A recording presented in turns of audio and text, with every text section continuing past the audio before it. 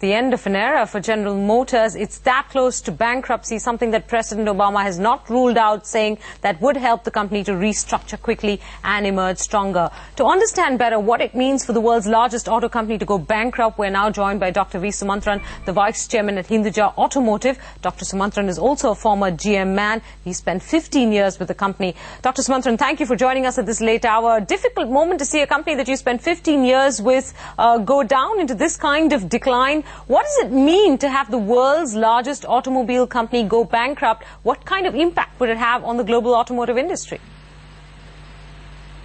Well, I think it will have a very significant impact. Clearly, the biggest impact will be in North America. We've already seen references to the fact that right now we have seen unemployment in Michigan now cross 10%. And we have realized that the auto industry and its component manufacturers have, in the last 6 months, have had to lay off almost 400,000 employees, both direct employees and indirect employees. So the impact on the economy in North America is well understood. We've also seen the consequences of even this evolution to this stage play out in Europe. Saab, where I've also spent some time, a very dear company, Saab has also now been forced to seek protection through the government or risk facing complete closure of its operations in Sweden. And for the first time, in a rather startling announcement earlier last month, GM announced that it was prepared to cede a majority ownership stake in Opel, its prominent brand in Europe. And Commerzbank in Germany has been retained to look for a buyer for Opel. So it is having ramifications all over the world.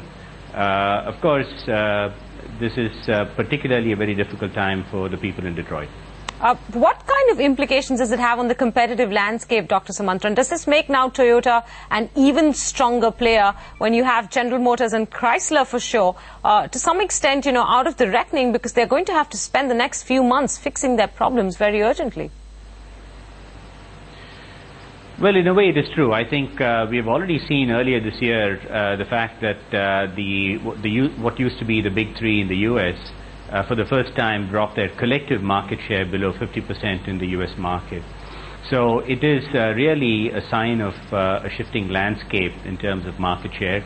And it is true that companies such as Toyota and Nissan and Honda have emerged very strongly over the last 2 years. But while it is true that this is probably something that has accelerated, in a way, one can say that the erosion of General Motors' market share, or for that matter, Chrysler and Ford's market share, is really a story that has played out over the last 20 years and perhaps has a number of reasons that are attributable to this. Dr. Sumantran, I know there is no precedent to this, but if this company did go into bankruptcy filing, even if it was to restructure itself and emerge stronger, as President Obama put it, what are the chances that General Motors will come back to a dominant position, let's say in the next 2 or 3 years? Well, I have reason to believe that General Motors will be back in some form or the other. Whether they will be dominant as they have been in the past is questionable. General Motors has had a number of very tough decisions to take. They've had a very large number of brands. They've had a difficult ability to orchestrate their global operations. They've had a difficult ability to negotiate their cost of total employment, particularly with the cost of retirees and the benefits that they've had to deal with. Of course, these are structural issues, so they've had to deal with this for a while. I think the going into the bankruptcy protection will offer them some relief from some of these obligations. One other very significant obligation for General Motors is their rather flexible relationship with their key supplier, Delphi, whose labor contracts, inevitably flow back into GM obligations.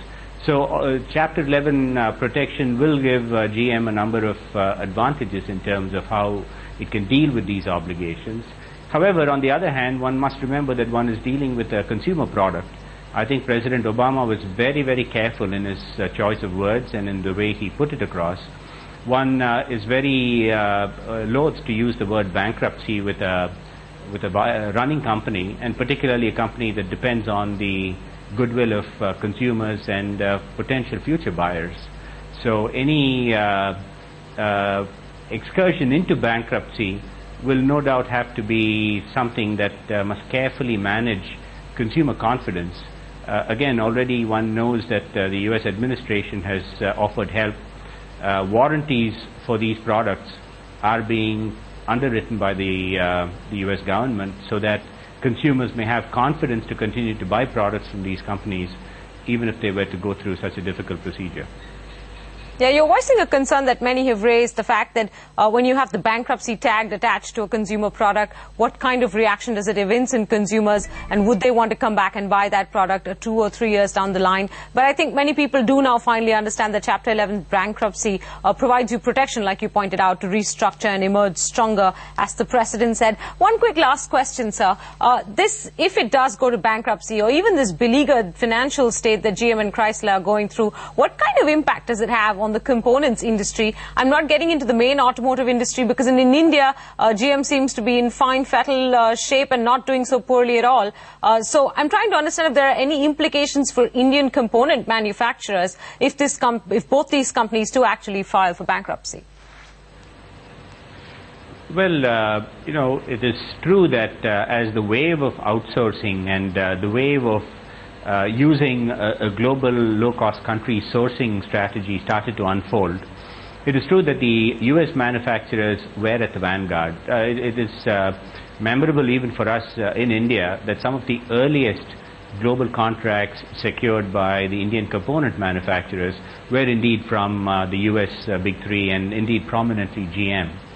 And I would say that there is even today a fairly large dependence for the U.S. or the Indian component manufacturers to have dependence on the U.S. automakers. So there will be some degree of impact. Of course, fortunately, the Indian component manufacturers have over the last decade significantly broadened the base of their customer base. So I think they are better insulated today than they would have been 10 years ago.